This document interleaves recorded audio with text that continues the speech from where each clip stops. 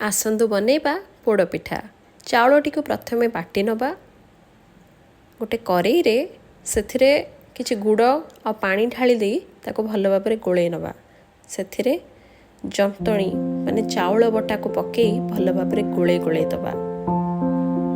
देखिबे चाउल बेसी गोटाळिया रहबनी काहेकि ना गुड़ रे प्रथमे पानी पका होइछे। ताको भल भाबरे चलेई नबा।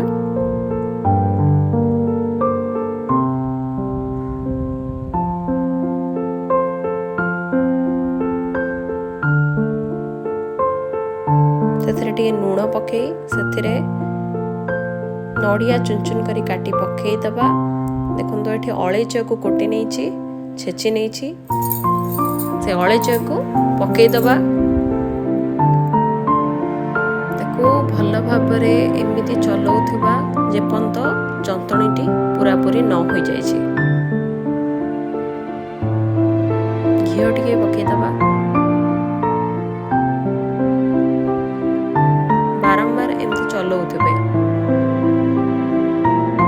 देखो एबे जंतणीटी हो जाइछि। गोटे पात्र रे आमे कदली पत्र रे घिओ लगे ताको एमती थोई दबा। एमती थोई दे ताको पुणी से घिओ लगे कदली पत्र रे एमती घोरे दबा। ताको चुली ऊपर थोई ता ऊपर किछि पाउंस अंगार ढाली दबा।